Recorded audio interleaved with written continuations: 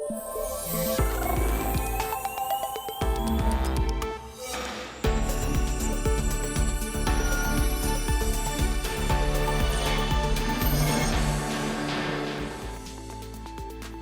사사건건 오늘은 좀 색다르게 시작하겠습니다. 이 시간 뜨거운 이슈부터 먼저 정리해드립니다. 김성환 시사평론가 나와 있습니다. 어서 오십시오. 네, 안녕하세요. 키워드 3개 가져오셨죠? 어떤 건지 한번 볼까요? 첫 번째 소식은 지금 유동규 전 성남도시개발공사 본부장의 체포입니다. 네. 오늘 원래 검찰에 출두하기로 돼 있었는데 체포했군요. 네, 그렇습니다. 당초 이제 검찰에 오늘 오전 출석할 것으로 알려졌었는데 오늘 새벽에 갑자기 급성 복통이 왔다고 합니다. 그래서 응급실에 입원을 한 상태였는데 검찰이 보기에 계속 소환을 미루는 게 뭔가 좀 심상치 않다. 소환 조사를 좀 기피하려고 하는 의도가 있지 않겠느냐 이렇게 판단했던 것으로 보이고요. 응급실에서 바로 긴급 체포를 했습니다. 긴급 체포를 하게 될 경우에는 구속영장 청구까지 간다는 얘기가 되는 거거든요. 그러니까 혐의 어느 정도 상당 부분을 좀 확인하고 있는 중일 것이다. 이렇게 봐야 될 것 같고요. 유 전 본부장이 굉장히 중요한 인물이잖아요. 아시다시피 성남도시개발공사에서 대장동 개발 사업을 할 때 사업 구조를 설계하고 그리고 주주 구성을 어떻게 할지 배당 문제까지 사실 관여한 인물이거든요. 최근에는 이제 정모회계사가 공개한 녹취록을 보면 그 녹취록 안에 금품을 수수했다고 하는 그런 내용도 들어가 있다. 이렇게 얘기가 지금 나오고 있기 때문에 유동규 전 본부장을 중심으로 해서 수사를 하게 되면 수사의 속도를 좀 빨리 낼 수 있지 않을까 검찰이 좀 판단한 것으로 보입니다. 네. KBS 취재진이 어제 유동규 본부장 인터뷰를 했어요. 관련 녹취를 듣고 계속 말씀 이어가겠습니다. 검찰 소환조사 통보받으셨다고 하던데 혹시 네네, 가야죠. 오늘 가시는 건가요? 답변하고 싶지 않고요. 조사 지금 응하러 가시는 건지 싶어요. 그리고요. 편하신 대로, 그 다음에 이제 원래 늘 프레임을 가지고 하시는 것처럼 그대로 하시면 되고. 이재명 지사와는 그런 개인적 친분은 없으신가요? 개인적 친분 같은 거를 엮으려고 하지 마세요. 뭐냐면 같이 일하다 보면 친분이 생길 수도 있는 거예요. 또 예전부터 알고 오던 사이도 아니고 그때 만났지만 어떤 호응이 되기 때문에 가능성이 있겠다 생각해서 서로 이 부분 일을 한 거고, 그런 것들은 뭐냐면 이 가십거리를 만들어서 어떻게든지 이거는 프레임을 짜가지고 엮어가지고 누구 가까운 사람이 무슨 짓을 했더라, 이런 것들을 갖다가 만들어내는 것들 같아요. 네, 프레임을 짠다라는 표현을 계속 반복하고 이재명 후보와 직접 관련이 없다, 측근이 아니다 이런 걸 좀 강조하네요. 네, 그렇습니다. 이재명 지사 쪽에서는 그냥 실무자였을 뿐이다. 측근이라고 하는 개념은 아주 가까운 거리에서 성남시장도 그렇고 이재명 지사를 보좌할 정도의 위치에 있는 사람이어야 하는데 그 정도의 위치에 있었던 사람은 아니다. 이렇게 얘기를 하고 있는데요. 근데 성남도시개발공사 사실 사장 권한 대행을 맡고 있었기 때문에 측근이 아니다. 이렇게 개념을 짓기도 좀 애매한 이런 상황이기도 합니다. 근데 지금 유 전 본부장이 검찰에 압수수색이 들어갔을 때 그때 집에 있었거든요. 압수수색하는 과정에서 휴대폰을 창밖으로 던졌다고 하는 얘기가 지금 나오고 있어요. 유 전 본부장도 이 사실은 부인하고 있지는 않은 상황인데요. 본인은 지금 이번 사건과 관련해서 좀 신병을 비관해서 휴대폰을 던졌다, 이런 식으로 지금 얘기하고 있는 상황인 것 같은데, 근데 검찰 수사관이 휴대폰을 던졌다는 사실을 뒤늦게 파악하고 바깥에 나가봤더니 휴대폰은 이미 사라진 상황이었다, 이렇게 얘기를 하고 있거든요. 근데 그걸 빌미 삼아서 국민의힘 쪽에서는 혹시 이재명 지사 쪽 사람이 누가 와서 가져간 거 아니냐. 그 휴대폰 안에 이 지사와 뭔가 관련이 있는 내용이 들어갔기 때문에 휴대폰을 증거인멸하기 위해서 던졌던 거 아니냐. 이렇게 또 얘기하고 있는 상황이기도 합니다. 그러니까 앞으로 측근이냐 아니냐를 두고도 지금 여야 간에 공방이 벌어질 가능성이 있어 보입니다. 네, 측근 여부는 수사로 밝혀져야 할 텐데 일단 오늘 긴급 체포되는 과정에서는 그 증거인멸 시도가 분명히 영향을 미쳤겠네요. 그렇죠. 그런 부분들. 왜냐하면 구속영장 나중에 청구할 때 영장 실질 심사를 하지 않겠습니까? 48시간 이내에 또 해야 되는 상황이라서 그런 부분까지 아마 고려를 해서 영장을 청구하지 않을까 그렇게 생각합니다. 네, 지금 이제 검찰에서 일단 긴급 체포를 한 거고 검찰과 별도로 경찰도 수사팀을 대폭 증원했다면서요? 네, 그렇습니다. 경찰도 사실은 수사 전담팀이라고 얘기하지만 특별수사본부를 구성했다고도 과언이 아니고요. 경찰청의 경우에는 경기 남부청을 중심으로 해서 원래 용산경찰서에서도 수사를 했었는데 경기 남부청으로 이관을 해서 수사를 하는데 야당 쪽에서는 수사가 이게 너무 늦은 거 아니냐, 수사 제대로 안 하려고 하는 것 아니냐, 이런 얘기가 나왔거든요. 근데 오늘 경찰청이 국가수사본부 차원에서 총괄 대응팀을 꾸려서 총괄 대응팀에서 수사 지휘를 직접 맡도록 하겠다 이렇게 밝혔습니다. 그럼 경기 남부청에서 수사하는 거 그건 어떻게 되는 거냐? 수사본부가 국가수사본부가 직접 수사를 하는 것은 아니고요. 경기 남부청 차원에서도 수사를 합니다. 경기 남부청에서 이 전담 수사 책임자를 기존에는 총경급이었었거든요. 근데 그 총경급을 경무관급으로 더 격상을 해서 수사를 다 지휘하도록 하겠다 이렇게 밝혔고요. 수사 전담 인력도 한 20여 명 정도 더 늘려서 지금 현재 62명으로 굉장히 대규모 수사팀을 지금 꾸린 상황입니다. 그래서 화천 내유 자금 흐름을 주로 이제 추적할 것으로 보이는데요. 이 과정에서 어떤 수사 결과가 나올지도 좀 지켜봐야 될 것 같고 검찰하고도 적극적으로 좀 수사 정보를 공유하겠다 이렇게 얘기를 하고 있거든요. 과연 거기까지 갈 수 있을지는 좀 지켜봐야 될 것 같습니다. 네, 경찰이 핵심 관련자 8명에 대한 출국 금지 조치도 내렸다 이런 소식도 들어와 있습니다. 자, 두 번째 키워드는 뭔가요? 피켓 대 피켓입니다. 그러니까 오늘 국감이 일제히 시작이 됐는데요. 7개 상임위가 완전 올스톱 상태에 들어갔습니다. 그러니까 국민의힘 의원들은 피켓을 다 가지고 들어갔어요. 그러니까 이재명 지사, 우리 흔히 얘기해왔던 것처럼 화천대유는 누구 겁니까? 이런 거. 이재명 게이트다. 이런 내용을 쓰고 들어갔는데 그런 피켓을 드니까 민주당 쪽에서 가만히 있을 리가 없잖아요. 그 피켓 내려라 이렇게 얘기를 하면서 아니 이번 건을 왜 그런 식으로 접근하냐 이렇게 하면서 또 옥신각신하는 과정이 있었고 상임위가 결국 다 오전에는 전부 다 파행하는 사태가 벌어졌습니다. 네. 그러니까 문재인 정부를 상대로 한 마지막 국정감사죠. 첫날 분위기 영상 준비되어 있습니다. 보시겠습니다.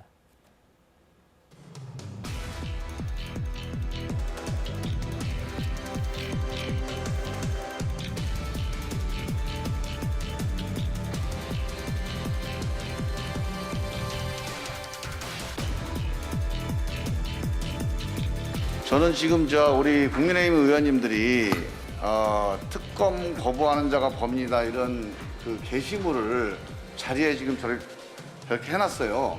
국정감사를 이런 정치적인 슬로건 아래 하위에다 두는 거는 이건 헌법 정신에서 어긋나는 겁니다.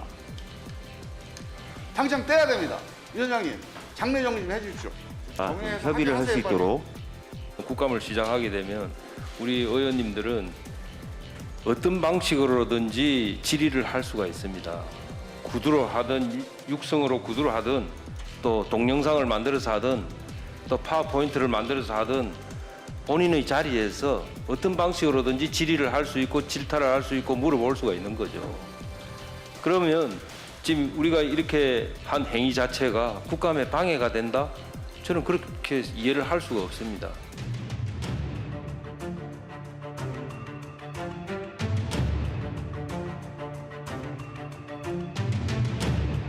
왜 여기 와서 피켓 들고 또 근거 없는 특정 여당 후보의 이름을 거명하고 이런 얘기를 왜 하십니까? 아빠 찬스 50원 요구동의 이렇게 붙이면 좋겠어요? 우리가 안 붙이고 싶어서 안 붙이나요? 다 이를 배려하고 우리가 원만한 회의 의사 진행을 위해서 이렇게 하고 있는데 왜 이렇게 하시는지 이해를 못 하겠고요. 우리 위원장님께서 질서 유지권이 있으니까 이 부분을 빨리 정리를 해주시기 바랍니다. 김병욱 간사님, 정당과 국회를 구분하자고 말씀하셨습니다. 그런데 김병욱 의원님 어떤 역할을 하고 있습니까 지금? 이거 사진 한번 보여드릴까요? 이게 김병욱 의원님 들어 계시죠? 이재명 지사 들어 계시죠? 유동규 경남도시개발공사 사장 권한 내용도 들어있죠? 이 김문기, 이한주, 김영 다 들어있는 사진입니다. 이게 공동지대 일본행위 활성화 여기서부터 대장동 게이트 시작된 거 아닙니까? 의사진행 하세요. 의사진행 하세요. 그런데 네, 그러니까 7개 상임위가 오전 10시부터 열렸는데 네. 의사진행 발언만 계속 왔다 갔다 하다가 오전에는 거의 진행이 거의 안 다 됐죠. 진행이 안 됐고요. 법사위만 피켓을 떼는 조건으로 법사위 회의는 진행이 됐다고 하고요. 오후 들어서 다른 상임위 소식은 잘 안 들어오고 있는데 행안위도 속개는 한 것 같습니다.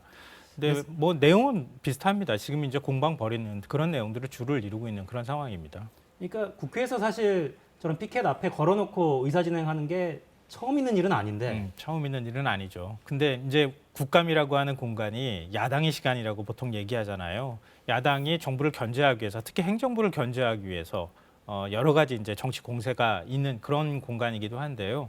근데 이번엔 또 대선을 또 앞두고 있는 상황이기도 하잖아요. 더군다나 대장동 개발 특혜 의혹이 모든 이슈를 다 빨아들이고 있는 상황에서 국민의힘 입장에서는 아무래도 곽상도 의원 아들 50억 문제도 있기도 하고 그래서 이번에는 특검을 좀 적극적으로 밀려고 하는 그런 전략을 좀 갖고 있습니다.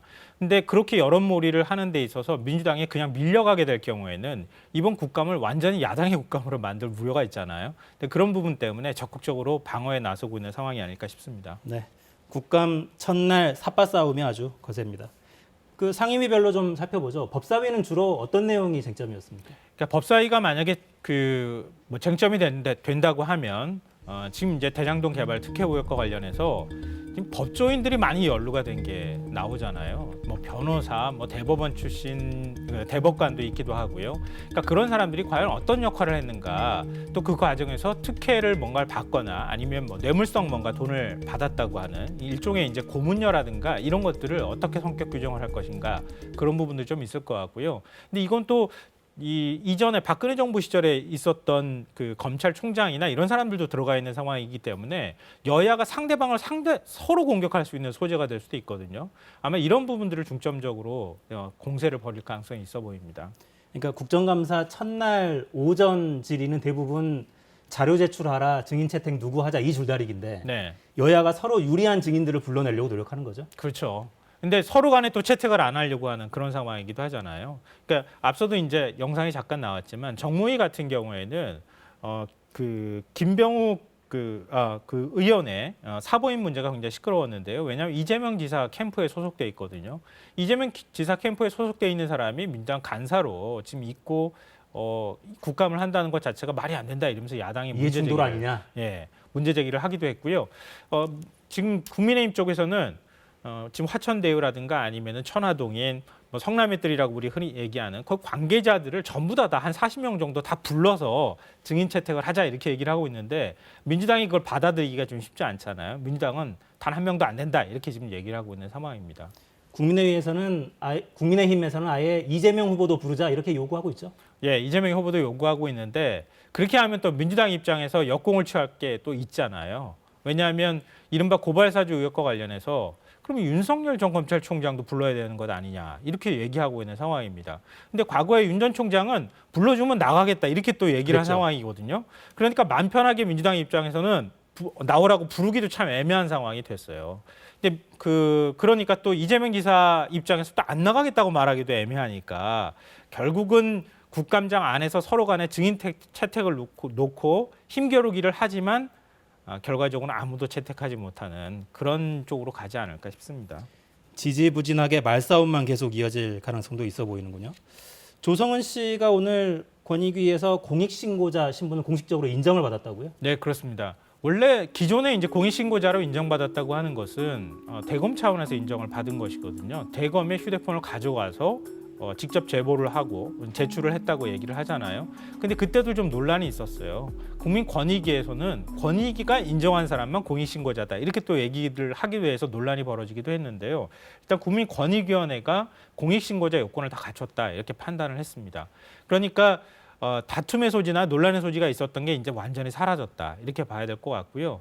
그래서 앞으로 공익신고자로 인정이 될 경우에는 원래 공익신고자, 공익제보자를 보호해야 하잖아요. 그러니까 신변이 노출되면 사실은 안 되는 거예요. 그러니까 저희가 지금은 조성은 씨 이름을 얘기하고 있지만 공익신고자로 인정되는 순간 실명을 원래 밝히면 안 되는 겁니다. 본인이 밝혔다 하더라도. 본인이 직접 나와서 언론 인터뷰를 하고 그렇잖아요. 네네. 인터뷰를 하고 그러는데 최근에는 조금 이제 인터뷰를 안 하고 있기는 하지만 앞으로 공익신고자라고 하는 측면에서 보면은 실명을 가려주는 게 원칙상으로는 맞는 아주 조금 애매한 상황에 지금 놓여 있기도 합니다. 이 언론이 좀 고민이 있을 수밖에 없는 상황이고요. 또 신변의 위협을 느끼고 있다 이렇게 본인은 주장하고 있거든요. 그런 면에서 지금 신변 보호 조치에 들어간다고 합니다. 네. 그 국민권익위원장이 여러 차례 소급해서 처벌받을 수도 있다 이런 것도 강조하더군요. 저희도 어떻게 해야 될지 이름은 저희는 말했네요 지금. 이게 현실하고 네. 그 법이 가지고 있는 어떤 취지하고 좀 충돌하는 현상이 나올 것 같은데요. 그러니까 본인이 한번 밝혀줬으면 좋겠다 이런 생각은 들어요. 그러니까 앞으로 왜냐하면 조성은 씨와 관련해서 자신의 재산 형성에 관한 문제뿐만 아니라 여러 가지 사적인 문제까지 언론이 많은 보도를 했거든요. 일부 언론에서는. 근데 그런 부분들은 개인의 명예를 좀 침해할 가능성이 있고 공익제보자 신분으로서 공익제보자의 어떤 신뢰성을 깎아내리는 것일 수도 있기 때문에 그런 것들을 하지 말아달라. 그러니까 본인의 실명도 앞으로 밝히지 말아달라 본인이 아마 요구하면 언론은 수용할 수밖에 없지 않을까 생각합니다. 네. 이른바 제보사주 의혹 수사도 좀 빨리 진행이 됐으면 좋겠습니다. 코로나19 상황도 좀 알아보죠. 세 번째 키워드는 2주 더 이렇게 돼 있네요. 네, 그렇습니다. 여러 가지 아마 고민을 방역당국에서 했을 것 같은데요. 현행 거리두기 단계를 2주 더 연장하기로 최종적으로 결정을 했습니다. 네, 코로나19 신규 확진자가 계속 요일별 최다를 경신하고 있어요. 예, 지난 25일 3,200명 정도로 거의 정점을 지금 찍고 약간 좀 내려가는 현상들은 나타나고 있는데요. 근데 이게 줄었다고 보기가 어려운 게 우리가 보통 주별, 요일별 이제 확진자 발생하는 거 보면 주말 휴가라는 말을 보통 많이 사용했잖아요. 월화는 좀 줄어들다가 수요일부터 올라가기 시작해서 금요일 정점을 찍고 이렇게 내려가는 현상이 나타났는데 지금은 그 요일별 확진자가 전부 다 최다 기록을 계속 경신하고 있는 전주보다 상황입니다. 계속 많아지는. 예, 네. 계속 많아지면서 최다 기록을 계속 바꾸는 게 이게 한 8일째 계속 이어지고 있는 상황이거든요. 그러니까 그래프가 꺾였다고 해서 결코 줄어들었다고 보시면 안 될 것 같습니다. 네. 그래서 거리두기 단계를 2주 연장하고 사적 모임 인원 제한도 유지한다는 입장이에요. 발표 내용 들어보시겠습니다.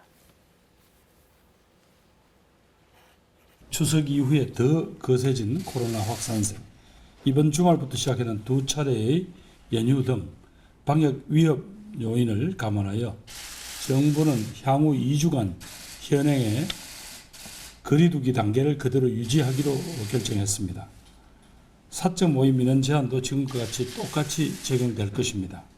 다만 많은 국민들께서 고충을 호소하고 계시는 결혼식, 돌잔치, 실외 체육시설 등의 방역 기준을 접종 완료자 중심으로 일부 조정하여 조금이나마 일상 회복에 도움을 주고자 합니다. 모임과 이동 가급적 자제해 주시고 언제 어디에 계시든 철저한 방역 수칙 준수를 간곡히 요청드립니다. 네, 접종 완료자 중심으로 조정하겠다 이런 네. 내용이네요. 그러니까 현행 사적 모임에 참석할 수 있는 인원 규정은 똑같습니다. 그럼 변화가 없다고 생각하시면 되고요. 다만 이제 결혼식과 돌잔치 그리고 실외 체육 시설의 경우에는 방역이 좀 완화가 됩니다. 특히 이제 결혼식 같은 경우에는 최근에 이제 예비 신랑 신부가 시위를 하거나 이런 일도 있었잖아요. 결혼해서 죄송합니다. 그래서 결송합니다. 뭐 이런 표현까지 등장했는데요. 지금 현재 거리두기 3, 4단계에서 결혼식에 참석할 수 있는 인원은 식사를 제공할 경우는 49명.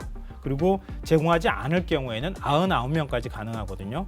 그런데 접종 완료자가 되면 접종 완료자가 이만큼 인원이 더 들어갈 수 있다고 생각하시면 돼요. 그러니까 49명에서 50명의 접종 완료자가 추가로 들어갈 수 있습니다. 그러니까 99명까지 가능해지겠죠.